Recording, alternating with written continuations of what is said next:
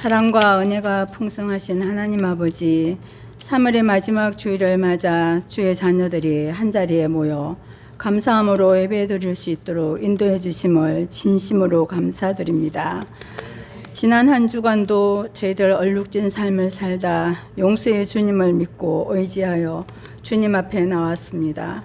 주의 보혈로 깨끗게 하시어 정결한 마음으로 예배드리게 하옵소서. 요 며칠 동안 전국 곳곳에서 일어난 산불로 인해 너무나 안타깝고 마음 아픈 힘든 시간을 보내고 있습니다. 화재로 집과 일터, 사랑하는 가족과 이웃을 잃은 이들을 주님께서 위로하여 주시고 낭망하지 않게 힘을 주옵소서. 마지막 단비를 내려주시어 남은 불씨를 잡아주옵소서. 밤낮으로 화재 진압으로 애쓰시는 많은 분들과 소방관들에게 힘을 주시고 안전을 허락하여시어 더 이상 희생자가 없게 하옵소서. 또한 혼란에 빠진 이 나라를 불쌍히 여기시고 하루속히 국정이 안정화되며 둘로 갈라진 민심이 하나가 되게 역사하여 주옵소서. 전 세계가 자연재해와 전쟁과 분열로 신음하고 있습니다. 하나님, 이 땅에 따뜻한 봄이 어수속히 오게 도와주옵소서. 하나님, 역사하여 주옵소서. 하나님, 변덕스러운 날씨에 우리 성도님들의 건강을 지켜주옵소서. 특히 군에 간 자녀나 격지에서 생활하는 자녀들의 건강을 지켜주시고 반석 같은 믿음 주시어 모든 유혹을 이기고 믿음으로 승리하는 자녀 다 되게 하옵소서. 성화교회를 축복하여 주옵소서. 예수님의 사랑 안에서 기꺼이 용서하고 이해하며 서로를 세워가는 공동체, 말과 행동이 덕과 은혜로 넘치는 교회 되게 하옵시고 믿지 않는 이나 초신자들에게 본이 되고 바른 신앙의 길로 인도하는 빛의 역할을 감당하게 하옵소서. 예배를 돕는 손길과 교회 각 기관에서 헌신 봉사하는 많은 성도들이 있습니다. 섬김을 통하여 하나님의 은혜 안에서 감사와 찬양이 넘치게 하시고 주님의 사랑과 축복을 경험하게 하옵소서. 이 시간 말씀 전하실 목사님께 성령님 함께하여 주옵시고 말씀의 능력이 7배나 더하게 하옵소서. 덧는 저희들의 심령이 옥토밭이 되게 하시고 힘이 되고 위로가 되는 말씀으로 삶의 귀한 잣대가 되는 말씀 되게 하옵소서. 이 모든 말씀 사랑 많으신 예수님 이름으로 기도드립니다. 아멘. 우리는 지난주에 이스라엘이 처참하게 무너지는 장면을 살펴보았습니다. 하나님의 백성이 모세와 함께했던 모세의 기념물이 담겨있는 과거 200년, 300년 전에 있었던 그 모든 기억의 상징이자 하나님의 임재의 상징인 법궤를 들고 제사장이 나가서 이스라엘이 한 번도 하지 않았던 영적인 전쟁이라고 하는 전쟁을 치루었는데 그 전쟁에서 이스라엘이 대패하고 3만 명이 죽고 심지어 법궤를 빼앗기는 불행을 보았습니다. 우리는 이 두 가지 상황에서 신앙의 어려움을 겪습니다. 하나는 하나님이 있어도 모든 것은 내가 다 해야 된다.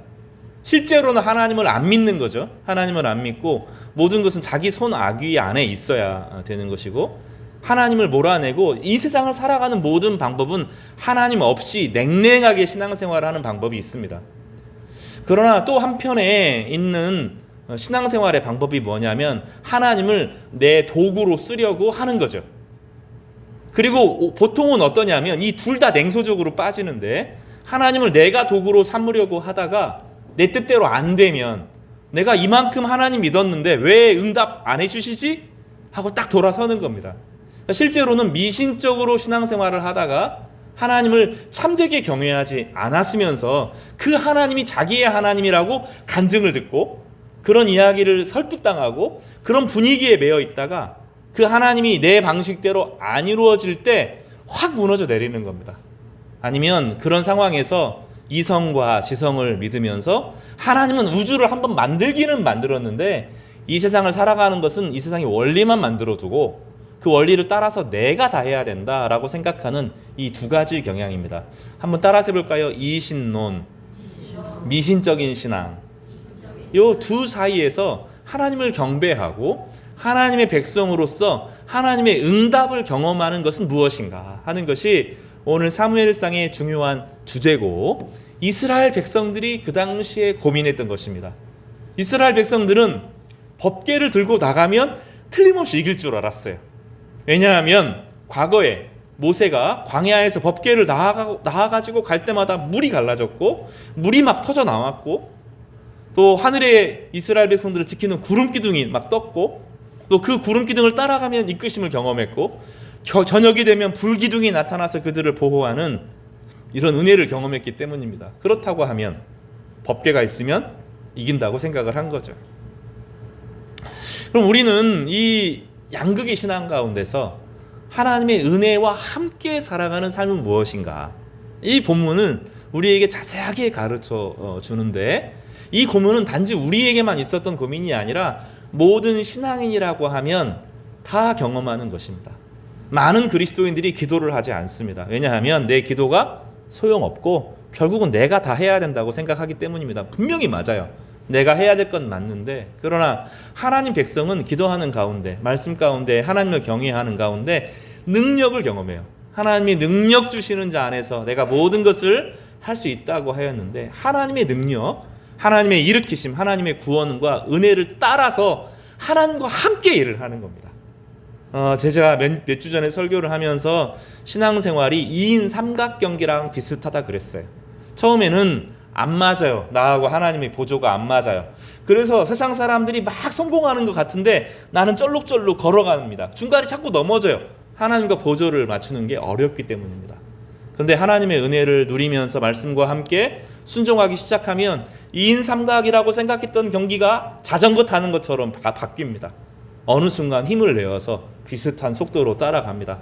내 신앙생활을 더 깊이 하나님이 내 안에 계시고 내가 하나님 안에 있는 것들을 경험하며 자동차에 탄 것처럼 어느 순간 훅 앞질러 가면서 하나님이 원하시는 삶을 내 삶 가운데 이루고 성취하는 역사가 반드시 나타나게 되는 것입니다. 성도 여러분, 그래서 처음 더디어도 2인 삼각 경기를 시작해야 돼요. 혼자 살아가는 것이 아니라 주님과 함께 걸어가는 이 걸음걸이를 연습해야 되는 것입니다. 그 일에 교회가 도움이 됩니다. 그렇지만 궁극적으로는 하나님이 여러분과 함께 하셔야 돼요. 목회자가 여러분을 도와줄 수 있고 권사님이 여러분을 도와줄 수 있고 그게 큰 힘이 되고 서로가 서로에게 큰 격려가 되지만, 그러나 내면 깊은 곳에서 하나님이 나와 함께 하셔야 한다, 하나님이 나에게 은혜 주셔야 한다 하고 홀로 일어서는 단계가 필요합니다. 그리고 나면 나 홀로 살아가는 것이 아니라 오히려 믿음에 연약한 사람들을 지켜주고 보호해주는 거기까지 나아가게 되는데, 더 나아가서는 어느 순간 세상 전체를 짊어질 만한 큰 믿음의 사람으로 세워져 있는 것을 여러분 발견하게 될 것입니다. 여러분 그 여정을 우리 함께 걸어가 보시기를 주님의 이름으로 축복합니다. 오늘 세 가지 말씀을 간략하게 좀 정리해서 말씀드릴 텐데, 첫 번째로는 법궤의 이동에 대한 이야기를 좀 하겠습니다. 법궤의 이동을 통하여서 법궤 자체에 문제가 있는 것은 아니다, 신앙 자체에 문제가 있는 것은 아니다, 기독교 자체에 문제가 있는 것이 아니라 우리가 썩은 사과를 경험하고 있다 하는 얘기를 좀 여러분과 함께 살펴보겠습니다. 두 번째로는 이스라엘이 드디어 회개하는 것입니다. 회개가 무엇인지 살펴보겠습니다. 세 번째로는 이렇게 하나님의 은혜 가운데 있을 때 하나님의 은혜를 받아들였던 사람들이 참된 회개로 나아가면 하나님이 어떻게 그들과 함께 하시는지를 살펴보면서 우리에게 하나님이 주시는 위로와 승리의 소망을 경험하는 은혜를 누리시는 우리 귀한 복된 성물 되시기를 주님의 이름으로 축복합니다. 첫 번째로 그 5장과 6장의 아주 긴 이야기가 설명되어 있습니다.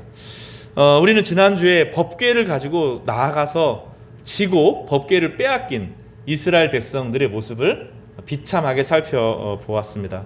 하나님의 백성이 하나님의 법궤를 빼앗겼다. 그것도 모세의 기록과 모세의 증언이 다 들어있는 법궤를 빼앗겼다 하는 것은 이스라엘 백성들의 수치 중에 수치셨고, 남들이 볼 때도 하나님이 무능해서 진 거다 이런 소리를 들을 만큼 슬픈 일들을 경험하게 된 거죠. 그런데 이스라엘 사람들도 예상하지 못하는 일, 블레셋 사람들이 예상하지 못하는 일들이 일어났습니다. 어떤 일입니까? 법궤가 가는 곳마다 재앙이 임하게 되었습니다. 여러분 놀랍지 않습니까? 그동안 모세와 동행할 때의 법궤는 어떤 역할을 했습니까? 이스라엘을 인도하고 보호하는 역할을 했습니다. 법궤가 있는 곳에 만나가 내렸습니다. 여러분 기억해야 돼요. 하나님의 말씀을 따라 살아가면 공급하여 주신다 하는 것이 약속으로 이루었습니다. 되게 중요한데 하나님의 말씀을 따라 살아가면 지금 당장 어려워 보여도 그때그때 공급하여 주십니다. 그리고 계속 공급이 될까? 그런데 끝까지 공급해 주시는 역사를 여러분 경험하게 될 겁니다. 잠깐 어려울 수 있어요. 잠깐 빚을 질 수도 있고 잠깐 먹을 게 떨어질 수도 있습니다. 그 시기는 하나님이 우리를 훈련시키는 시기입니다. 그러나 그 안에서 말씀과 동행하는 삶을 살아가면 하나님이 틀림없이 이끌어 주시고 오늘 우리의 모든 삶을 채워주시고 공급하여 주십니다. 그리고 이 안에 법궤에 뭐가 있었어요? 모세의 쌍난 지팡이가 있었습니다. 희망이 생겨요. 이 모세의 쌍난 지팡이는 봄을 상징하고 희망을 상징합니다. 절망적인데 그 사람은 지치지 않아요. 남들은 다 죽겠다고 말하는데 아니야. 하나님께서 함께 하시니 괜찮을 거야 하고 하나님의 이끄심을, 희망을 경험하게 될 것입니다. 그리고 법궤를 덮고 있는 이 곳에 시은좌라고 하는 이 하나님의 보좌를 상징하는 금 뚜껑이 있는데 거기서 예배를 드리면 회개의 역사가 일어나고 사람이 죽어 있는 것처럼 보이는데 다시 살아나는 능력을 경험하게 되는 것이죠. 그런데 이 법궤가 블레셋 사람들이 쥐고 조롱하고 막 이러려고 해서 법궤는 이제 너의 신은 여호와라고 하는 신은 포로에 불과해 하고 자신들의 법당에 딱 갖다 두는 거죠. 자신의 불상 앞에서, 자신의 신상 앞에서, 바알신 앞에 딱 갖다 두는 겁니다. 어떤 일이 벌어집니까? 아침이 되면 다 꼬꾸라져 있는 거죠. 모가지가 댕강, 팔이 탕탕탕 잘라나서 나가는 거예요. 몸뚱이랑 몸이 분리되어서 텅 떨어져 있습니다. 그리고 나서 어떤 일이 벌어집니까? 그 지역에 전염병이 퍼져서 사람들이 죽어나가기 시작합니다. 법궤는 원자력 발전과 같아요. 비슷합니다. 잘 쓰면 무한한 에너지를 가져다 줍니다. 잘못 쓰면 저주를 받아서 다 죽죠. 그러니까 얼마나 조심해서 사용합니까? 원자력 하는 사람들, 위험한 일을 하는 사람이면 아주 소중하게, 귀하게, 절대로 방심하지 않고 씁니다. 근데 하나님은 그런 분이셔요. 하나님은 인간이 도구화할 수 없습니다. 하나님은 너가 될 수 없어요. 하나님은 그것이 될 수가 없습니다. 하나님은 영원한 분이어서 함부로 이름을 부를 수조차 없는 고귀하고 거룩한 분입니다. 그래서 내가 좀 신앙이 있다고, 내가 영적 체험이 있다고 하나님을 함부로 도구화시켜서 내 원하는 소원을 이루어주는 지니의 역할, 알라딘 램프의 지니의 역할을 하게 되면 여러분 망하는 겁니다. 저주를 받습니다. 하나님을 함부로 사용하면 저주를 받습니다. 하나님은 만홀히 여김을 받지 않으신다라고 성경에서 여러 번 이야기하고 있는 거죠. 그러나 하나님을 참되게 경외하는 사람들이 하나님이 함께 하시면 하나님의 거룩함을 통하여서 선하고 아름다운 역사가 반드시 일어납니다. 두 가지 문제가 있다 그랬어요. 하나님을 함부로 사용하다가 저주를 받고 하나님이 무서워집니다. 그리고 나서 냉소적이 되죠. 또 한편으로는 하나님은 내 인생에 전혀 개입을 하시지 않는다. 하나님 내 인생을 결정하지 않는다라고 생각해서 냉소적인 신앙이 되는 것입니다. 하나님이 사람에게 자신을 드러내기 위해서 때로는 심판하시기도 합니다. 역사를 일으키시기도 합니다. 그런데 사람들이 냉소적인 신앙이 오래되면 하나님이 냉정해지고 내버려 둡니다. 여러분 어느 것이 더 무서운 심판이라고 로마서에서 말합니까? 내버려 두는 것이 가장 무서운 진노입니다. 오히려 내가 죄를 지을 때 하나님이 내 안에서 뭔가 사인을 해주실 때가 좋아요. 잠깐 몸이 좀 아픈다든지 다친다든지 예상가 분명히 될 거라고 했던 일들이 좀 틀어진다든지 이런 일들을 통하여서 내가 좀 하나님에게 뭔가 잘못한 거 있는 거 아닌가 하고 자신을 돌아보는 그런 시간들을 갖는 것은 여러분 축복입니까? 저주입니까? 축복 중에 축복입니다. 그런데 그런 시간이 좀 길어져서 냉소적이 되면 하나님이 자꾸 말씀을 하고 처음에는 말씀으로 인도하셔요. 말씀으로 인도하시고 말씀으로 인도함을 받지를 못하면 하나님의 환경을 통해서 자꾸 그에게 경고를 하십니다. 그러니까 설교를 듣고 말씀을 묵상할 때 깨닫고 움직이는 것이 가장 지혜로운 방법이에요. 근데 그걸 안 하면 냉소적이 됩니다. 그리고 하나님이 주변의 사람들을 통해서 경고하시거나 아니면 우리의 일상의 사건 가운데서 하나님의 살아계심을 살짝 보여주시는데 그 단계를 넘어서면 하나님이 그래 네 마음대로 살아봐 하고 내버려 두시는 슬픔이 벌어지죠. 그 상황에는 이제 되게 좀 우울한 감정에 사로잡히고 아니면 붕 떠 있고 아니면 깊은 이 감정 기복을 이겨낼 수 없는 그런 상황에 이제 접어들게 되고 그 단계는 어느 단계가 되냐면 묵직하게 뿌리를 내리고 열매를 맺는 방식이 아니라 상황이 흔들리는 사람이 됩니다. 그래서 시편에 보면 어떻게 말해요? 복 있는 사람은 악인의 꾀를 쫓지 아니하고 이렇게 쭉 말하면서 바람에 나는 겨와 같다 이런 표현을 써요. 바람이 불면 사람이 흔들리잖아요. 그죠? 어려운 일이 생기면 죽겠다. 좀 상황이 좋아지면 까불거리면 우와 막 내가 잘했다 이러면서 엎치락뒤치락 하는 거죠. 이게 신앙이 깊은 단계가 아닙니다. 처음에는 좀 그럴 수 있지만 신앙이 좋아지면 묵직해집니다. 좀 어려움이 와도 참아내 쉽게 평가하지 않고 좀 견디어집니다. 또 기쁜 일이 있어도 너무 거기에 반응하지 않습니다. 묵직해지는 거죠. 이스라엘 백성들은 지금 어떤 단계에 들어섰습니까? 하나님이 너무 무서운 거예요. 법궤를 가지고 나아갔는데 법궤가 빼앗기면서 이게 법궤가 무기력한 건가? 이런 생각을 했단 말이죠. 이스라엘 백성들이. 그런데 법궤가 자신을 막 증명해요. 블레셋에 가 있는 곳마다 초토화가 됩니다. 불이 번지고 재앙이 생기고 막 지진이 나고 하면서 이스라엘 이 블레셋 전체가 엄청난 심판을 받는 일이 벌어지는 거죠. 이스라엘 백성들이 착각한 것이 무엇이었냐면 그들에게 성령의 역사가 충만하면 성령의 불이 임하면 재앙이 꺼진다는 걸 몰랐다는 거예요. 그러나 만약에 반대로 하나님을 긍휼히 만홀히 하나님을 간절히 경외하는 방식이 아니라 만홀히 여기고 내가 도구화시켜서 내 소원을 이루는 방식으로 움직이려고 하면 하나님이 꿈쩍도 안 한다는 거예요. 그런 분이 아닌 거거든요. 하나님은 우리의 경배와 찬양과 감사를 받으실 대상이지 우리가 하나님을 이용해서 내 마음대로 내 도구로 망치처럼 쓸 수 없다고요. 한번 따라서 해볼까요? 제가 이 비유를 아주 간략하게 축여서 만들어 놨는데 따라서 해볼까요? 하나님은 내 망치가 아니다. 하나님 내 손에 들고 휘두를 수 있는 도구가 아닙니다. 하나님은 경배와 찬양을 받으실 경외의 대상인 거죠. 온전한 경외를 통해서만 성부 하나님과 바른 관계를 맺을 수가 있어요. 하나님을 친밀함이라고 하는 것은 내가 하나님과 친해 이러면 친해지지가 않아요. 온전한 회개와 온전한 경배를 통해서 하나님과 가까워집니다. 하나님을 가장 어려운 분으로 여길 때, 가장 높은 분으로 여길 때, 내 힘과 내 손이 닿지 않은 분으로 여길 때 하나님이 내 안에 가까워지는 거예요. 그러니까 오늘 처음 예배를 드리면서 제가 그렇게 말씀드렸는데 예배 시간에는 그걸 다 내려놓는 거예요. 내 사회적 지위, 내 명예, 내 권세 다 내려놓고 나는 흙이다 하고 돌아가는 거예요. 나는 흙인데 하나님이 나에게 생명을 주셔서 여기에 예배 드릴 수 있다 하고 고백할 때 비로소 하나님이 우리를 어떻게 여겨주셔요? 너는 내 아들이라고 여겨주시는 거예요. 이게 역설입니다. 내가 하나님 앞에 잘난 체하고 내가 하나님을 도구화시키면 하나님은 한없이 멀어집니다. 그러나 나는 하나님에게 아무것도 아니고 하나님이 나를 창조하셔서 내가 여기 있습니다.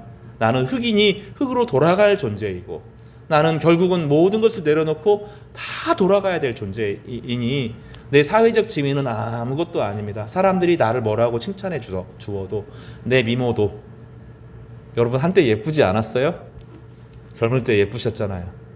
여러분 잘생기지 않았어요? 아니 나는 나이가 들어서 더 잘생겨졌는데 그런 분은 없어요.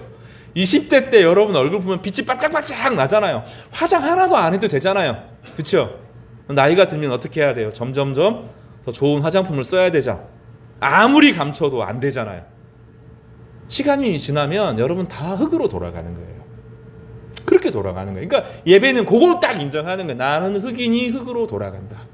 그런데 내가 하나님을 이용하려고 했구나 라고 생각하고 모든 걸 내려놓고 빈 마음으로 돌아가는 것을 예배라고 부릅니다. 그럴 때 역사가 일어나요. 그럴 때 성령이 우리 가운데 부어지고 우리가 하나님 보시기에 존귀한 사람으로 거룩해지는 것입니다. 블레셋 사람들은 그걸 딱 경험합니다. 하나님을 포로로 잡고 자기 신전에 딱 두었을 때 신전이 박살나는 것을 경험했습니다. 신전만 박살나는 것이 아니라 어떻게 됐어요? 지역 전체가 질병이 생기면서 전염병이 생기면서 그 지역 전체가 심각한 저주를 받게 되는 비극을 경험하게 되었던 것입니다. 이때 이스라엘 백성들이 배운 것이 무엇입니까? 하나님은 우리 마음대로 조정할 수 있는 분이 아니다. 이거 배워요. 그리고 법궤에 문제가 있는 것이 아니라 우리에게 문제가 있구나 하는 것을 압니다. 복음은 능력이에요. 복음은 사람을 변화시켜요. 복음은 희망을 주고, 복음은 사람 가운데 일어나게 하고, 복음은 병을 낫게 하고, 복음은 구원의 소식을 전해주는 것입니다. 그런데 그런 일이 하나도 일어나지 않고 냉소적으로 인생을 살아간다고 하는 것은 내 안에 병이 들어있는 거예요. 병이 든 거예요. 신앙이 뭔가 병이 든 거고, 냉소적인 신앙, 기도하지 않아도 뭐 내가 결국은 해야 된다, 교만한 신앙, 이게 우리 안에 심각한 병이 들어와 있는 겁니다.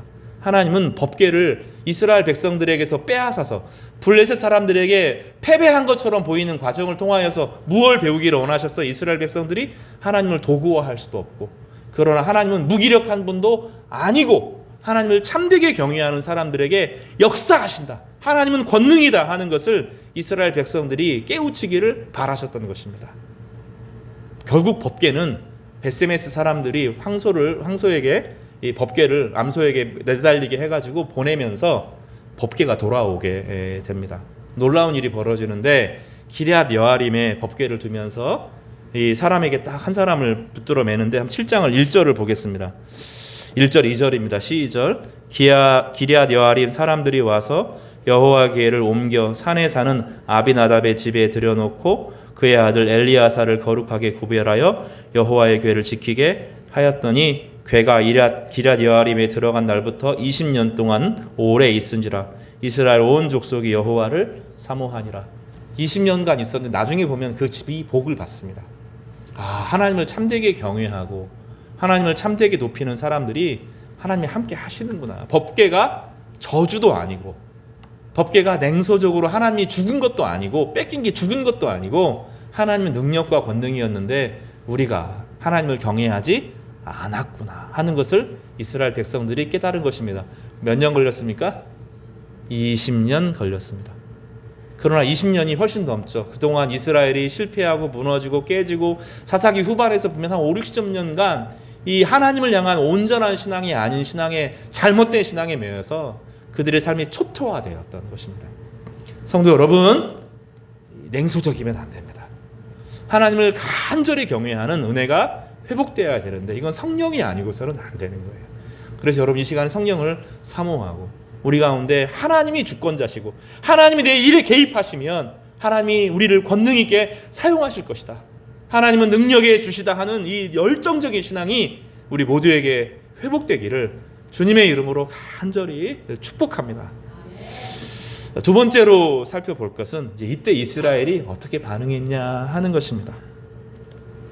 2절에 20년 동안 이스라엘 백성들과 분리되어서, 법궤가 무섭거든요. 지금 블레셋 사람들을 초토화한 그 법궤, 신의 머리를 잘라내고 팔뚱이를 잘라낸 이 법궤, 그 법궤가 가는 곳마다 막 저주가 임한 이 법궤를 이스라엘 사람들이 두려워했습니다.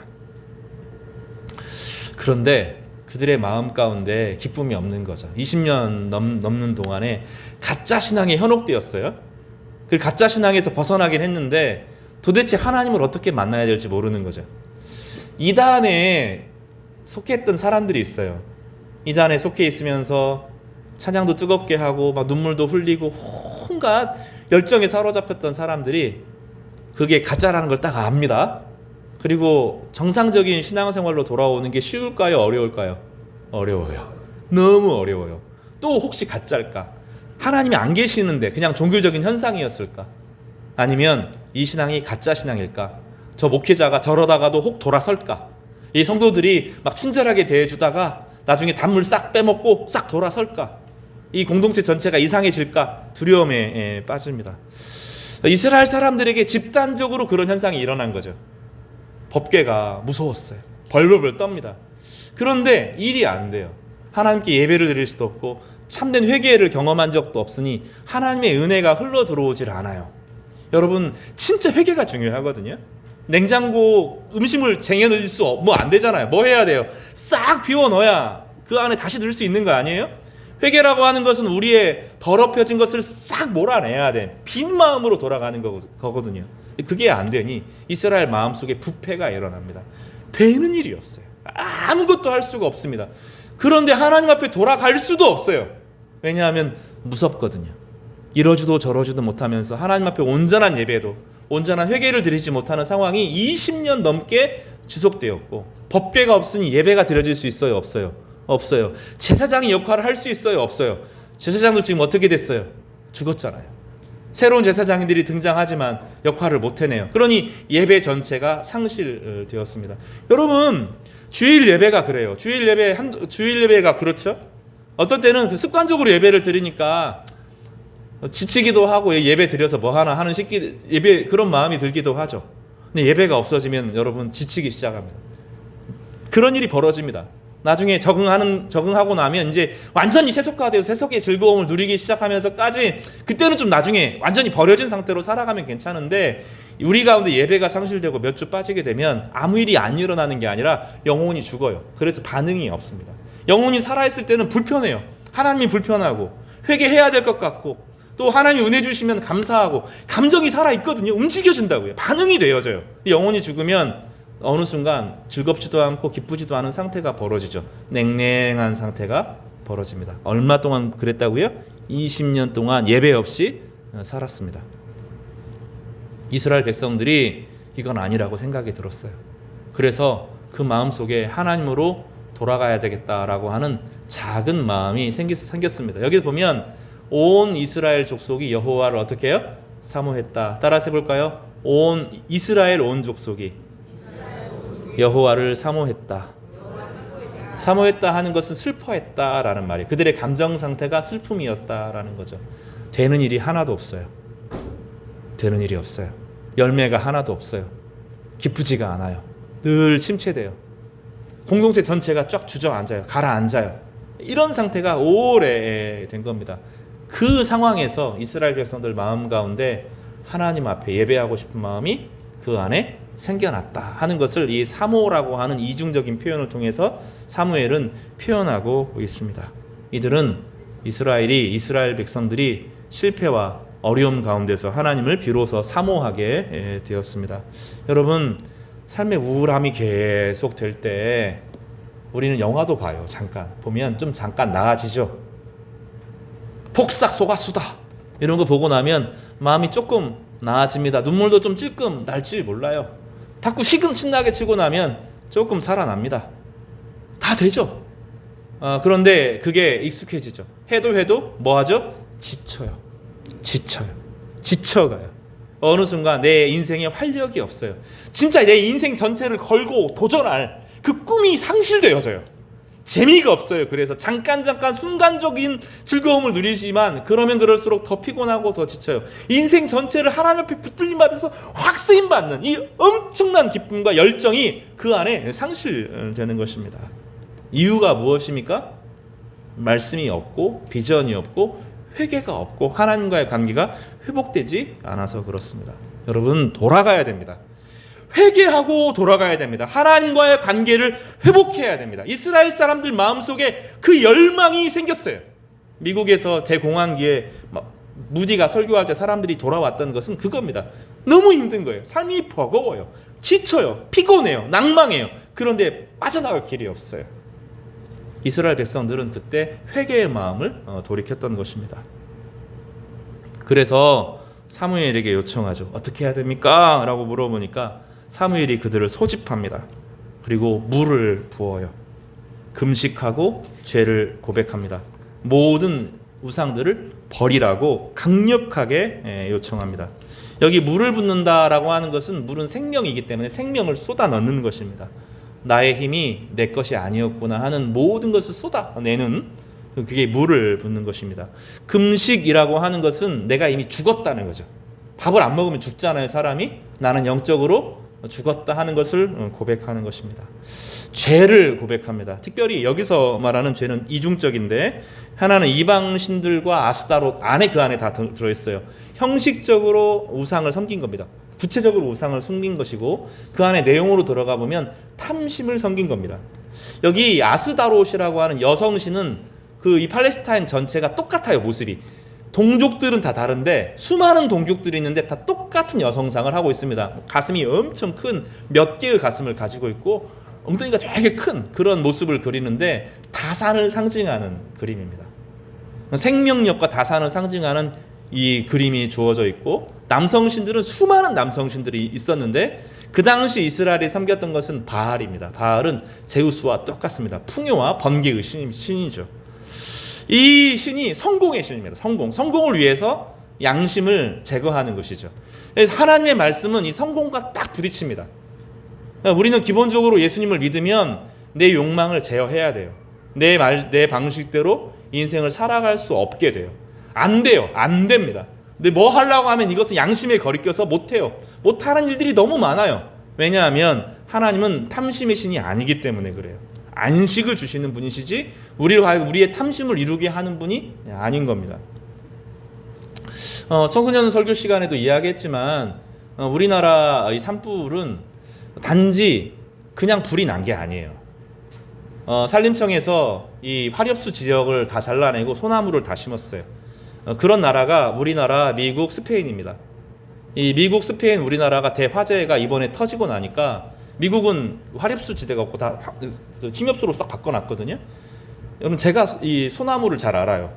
제 어린 때 7, 8살 때 불을 송진 갖고 장난치다가 불을 한번 내켜본 경험이 있어가지고 송진에 불이 붙으면 오일처럼 확 붙습니다. 안 꺼집니다.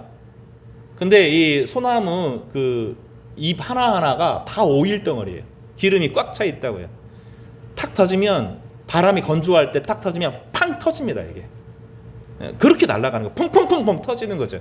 중간에 뭐 해야 되냐면 화력수 지대가 있어서 화력수는 입에 물을 머금고 있거든요. 나무는 타는데 화력수 지대에 거치면 멈춰요. 불이 일시적으로 멈춥니다. 불이 안 붙는 건 아닌데 멈춰요. 그래서 불이 다 타고 나면 가만히 두면 화력수, 침엽수가 저절로 섞이면서 적절하게 조절을 되는데 불 나고 나면 또 의도적으로 싹 잘라내고 거기에 소나무를 다 심은 거죠. 빨리 자라요. 소나무가. 좋은 소나무는 목재로 쓸 수 있기 때문에 빨리빨리 할 수 있는 거죠. 그거를 미국이 했고 우리나라가 했고 스페인이 했어요. 그러니까 유칼립투스가 그렇고 소나무가 그렇습니다. 이거를 어떤 목사님 한 분이 오랫동안 경고했어요. 한국 불 난다. 불 나면 큰일 난다. 이번에 불이 한번 텅 터지고 불이 난 게 아니라 펑 터진 거예요. 그냥 바람 한번 불고 이런 상황이 건조해지고 하니까 펑펑펑 하면서 사람의 속도를 따라갈 수 없을 정도로 불 타는 속도가 사람보다 빨랐다고 해요. 8km로 달렸다니까. 바람이 8km가 아니라 불이 확 붙어가지고 8km로 달렸다는 것은 정상적으로 탕탕탕 붙은 게 아니거든요. 시멘트 회사들이 정상적으로 채취를 해서 시멘트를 한 것이 아니라 외국에서 엄청나게 안 좋은 자재를 태워가지고 시멘트에 넣어서 섞어서 아파트를 지은 거거든요. 그러니 한국의 아파트에 들어가 보면 지금은 좀 법이 조금씩 더 정비가 되고 있지만 아토피 걸리고 하는 게 시멘트 문제가 아니라 그것 때문에 시멘트 자체에 문제가 있는 거거든요. 이 탐심의 문제라고요. 그러니까 어느 이 죽은 사람들이 무슨 죄가 있는 문제가 아니라 구조적으로 인재를 만든 거죠. 법이 그걸 막아줘야 되거든요. 탐심으로 살아가더라도 더 이상 그 회사가 극단적으로 성공을 위해서 엄청나게 돈을 벌어서 하지 않도록 막고 산림청도 그걸 막아주는 역할들을 해야 되는데 안 한 거거든요. 그럼 따라서 해보세요. 성령의 불이 꺼지면 재앙의 불이 붙는다. 교회가 그 일을 하는 거예요. 교회가 하나님의 영광 가운데 완전히 사로잡혀서 제사장으로 서서 하나님과 사람 사이에 하나님의 은혜와 긍휼과 말씀을 선포하고 세상의 죄를 끌어안고 하나님 앞에 기도하는, 이게 제사장으로서 가장 존귀한 일이거든요. 그거를 안 한 거예요. 이스라엘 백성들이. 그거를 회개했다는 거예요. 나중에 이제 사무엘의 삶들이 쭉 정리되면 그 제사장으로 삶이 그냥 출애굽기 신명기의 얘기가 아니라 사무엘서에서도 핵심이라는 것을 알게 됩니다. 하나님 백성이 이 제사장으로서의 역할을 감당하면 하나님께서 그 사람이 사회적 지위하고 상관없이 내적으로 그를 인정해 주시거든요. 하나님이 내가 너를 사랑한다 하고 그를 꽉 안아줘요. 그를 붙들어주고 그와 함께하면 어떤 상황이 주변에서 어떤 상황이어도 그 마음 가운데 엄청난 영적인 자부심을 가지고 살아가요. 당당해요. 자신이 하는 일이 제사장인 것을 아는 거죠. 이스라엘 백성들이 그걸 안 한 거예요. 그동안 거룩한 제사장으로 그들을 세웠잖아요. 거룩한 제사장 나라로 이스라엘 백성들을 세웠거든요. 이스라엘 백성들이 그 일을 안 했어요. 그리고 무엇 하는 거죠? 돈 버는데 탐심을 위해서 불이 붙은 거예요. 탐심의 불이 붙은 거죠. 그런 이스라엘 안에 재앙이 일어나는 거죠. 모든 사람이 돈 거기에 다 달려가는 거죠. 하나님이 나를 행복하게 해주는 것이 아니라 돈이 내 인생을 걸어간다, 돈이 내 인생을 이끌어준다 하는 그런 생각에 모든 사람이 거기에 완전히 빨려 들어간 거예요. 우리나라가 그래요. 법도 사회도 공무원도 국가도 가장 근본적으로 교회가 하나님의 영광에 사로잡혀야 되는데 하나님의 영광이 뭔지를 몰라요. 하나님의 말씀과 성령의 영광에 완전히 사로잡혀서 그리스도의 그 죽으심과 그리스도의 부활 안에 담겨있는 그 핵심 메시지에 완전히 사로잡혀서 복음의 존귀함을 가지고 살아가는 것을 잃어버리죠. 그러면 불이 붙는 거예요. 이스라엘 백성들은 그것을 기도합니다. 우리가 인생을 그렇게 살았습니다. 하나님의 백성의 지위를 상실했습니다. 거룩한 제사장의 지위를 상실했습니다. 물을 붓고 금식하고 회개하고 죄를 고백합니다. 시편 51편 16절에서 17절에 제가 좋아하는 말씀이 있는데 주께서는 제사를 기뻐하지 아니하시나니, 여기서는 외적인 제사를 말하는 겁니다. 그렇지 아니하면 내가 드렸을 것이라. 주는 번제를 기뻐하지 아니하시나이다. 그러니까 여기서 말하는 번제는 나중에 나오는 번제하고 좀 달라요. 형식적인 제사를 말하는 겁니다. 따라서 해볼까요? 하나님께서 구하시는 제사는 상한 심령이라. 하나님이여 상하고 통회하는 마음을 주께서 멸시하지 아니하시리이다. 교회 올 때 피조물로 예배를 드린다 그랬어요. 그러면서 예배 드리면서 예수 그리스도의 우리 제사장 되심을 고백하고, 그럴 때 하나님께서 우리를 거룩한 제사장으로 다시 만들어 가십니다. 그러면 거룩한 제사장으로 우리가 해야 될 것이 무엇이죠? 이 세상의 악과 세상의 불의와 세상에 고통받는 사람들의 일을 끌어안고 기도하는 거죠. 상한 심령으로 기도하는 거예요. 성도들 가운데 상한 심령이 다 있어요. 그래서 하나님 때로는 우리가 삶이 안정적이어도 안정적인 사람이 기도할 수 없거든요. 하나님은 우리를 불안하게 만들기도 하고 어려움을 주시기도 하셔요. 기도하면서 내 문제를 가지고 기도를 시작하는데 기도가 깊어지면서 세상의 문제, 세상에 고통당하는 수많은 사람들의 문제를 가지고 끌어서 기도하게 되는 것입니다. 당해보지 않고는 몰라요. 제가 어제 좀 삐끗해가지고 허리를 좀 심하게 다쳐서 서 있는 게 좀 힘듭니다. 자세가 꾸부정하지 않으세요? 근데 그러고 나니까 제 아내가 이해가 돼요. 아내가 허리가 안 좋아서 근데 맨날 아프면 또 아프나 그랬는데 회개의 마음이 들더라고요. 저렇게 아팠구나. 이게 마음이 들어요. 우리는 사람이 그래요. 겪어보지 않으면, 내 주변에 어려움이, 내에게 어려움이 없으면 이 세상이 얼마나 어려운지를 몰라요. 하나님 그래서 우리에게 어려움을 허락하셔요. 아내를 이해하도록 허리가 아프고, 누구를 이해하도록 아프고, 마음이 상하게 하시고 자존심이 상하게 하시고, 그 모든 과정을 거쳐서 우리로 하여금 제사장이 되도록 만드시는 거예요. 그리고 우리 안에 성령의 불이 붙고 하나님의 영광에 완전히 사로잡혀진 일이 생기면 세상에 하나님께서 평화를 주시는 겁니다. 그런 은혜들을 우리가 함께 이루어가면 좋겠어요. 시간이 됐지만 마지막을 좀 살펴보겠습니다. 오늘 에베네셀의 하나님입니다. 블레셋이 이스라엘 백성들이 일어서는 것을 좋아했어요? 싫어했어요? 싫어했어요. 그래서 무장을 하고 이스라엘 백성들을 공격하러 쳐들어오기 시작합니다. 사무엘이 이스라엘의 백성들의 요청을 따라서 중보 기도를 합니다. 그리고 온전한 번제와 하나님의 응답하심을 기다립니다. 그리고 전쟁에 여호와께서 비로소 개입하십니다. 하나님이 내버려두고 그러다가 이스라엘 백성들이 온전한 회개에 이르고 하나님을 경외하는 사람들이 일어나기 시작하니 하나님께서 그 전쟁에 직접 참여하셨습니다.